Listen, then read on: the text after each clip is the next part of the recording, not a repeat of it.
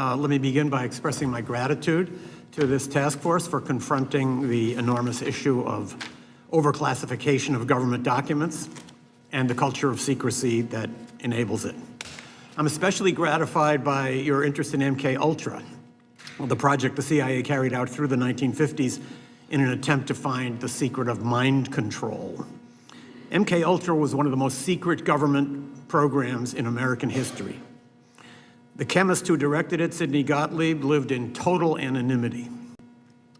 My book, Poisoner in Chief, may be the most complete account of MK Ultra that exists in public, but I'm painfully aware that I have discovered only a small portion of what MK Ultra was and what Sidney Gottlieb did.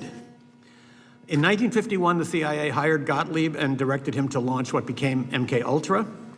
Gottlieb believed that in order to find a way to implant a new mind into someone's brain, you first had to find a way to destroy the mind that was in there already. In its search for ways to destroy a human mind and body, MK Ultra conducted the most extreme experiments on human beings that have ever been carried out by a US government agency. By any standard, they qualify as medical torture.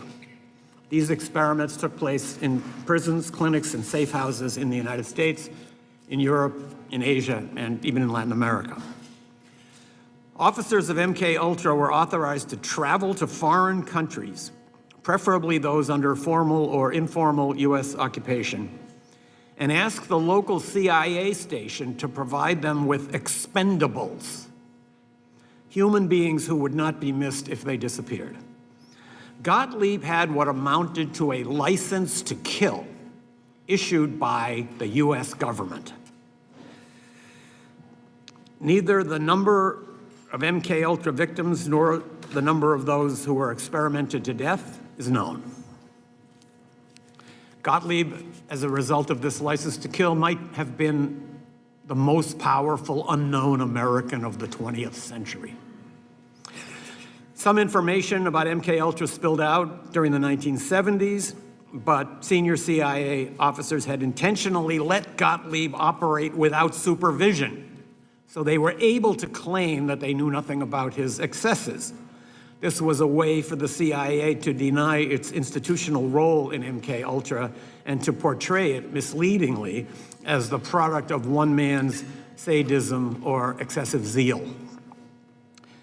Investigating MK Ultra is challenging because when Gottlieb and his mentor Richard Helms left the CIA in 1973, they illegally ordered that its records be destroyed.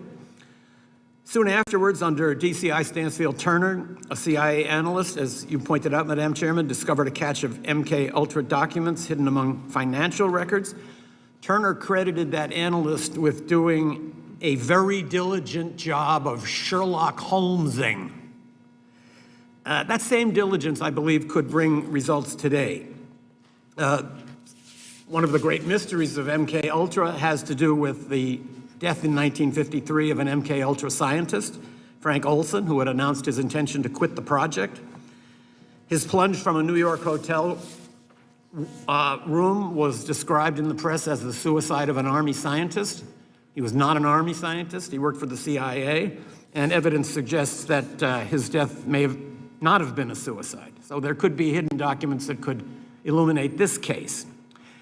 I would also point out that in addition to searching for unknown documents, this committee could do a tremendous service by simply asking for the end of redactions on the documents that we now have. There are reams of documents about MK Ultra that have heavy sections redacted. In the 1970s, this was justified by the argument that it had only been 20 years since these terrible things had happened and revealing details might affect national security. Now 70 years have passed.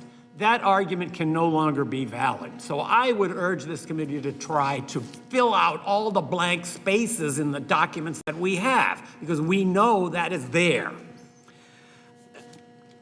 This task force could also consider trying to determine whether some new incarnation of MK Ultra exists today. When the main phase of MK Ultra drew to a close in the early 1960s, Sidney Gottlieb concluded that it had failed. that in fact there is no such thing as mind control. Even if he was right, however, he may have been right only at that time. In the many decades since then, there have been enormous advances in cyber technology, in artificial intelligence, in neuroscience. Covert agencies may have access now to tools for mind control that Sidney Gottlieb could not even have imagined. It may well have been true in 1963 that mind control is a myth, but whether it's still true is uncertain. And that question of whether mind control might now be possible under our new circumstances is something that has presumably occurred to scientists who work for secret services, including our own. This task force has a chance to connect the past to the future. A renewed effort to find MK Ultra documents from the 1950s and to fill out the redactions of those that have been released might shed new light on how the CIA operated during that period. It could also inform a new inquiry into whether any mind control projects are now underway inside the US security apparatus. That might help prevent the emergence of a 21st century MK Ultra that could be even more destructive than the original.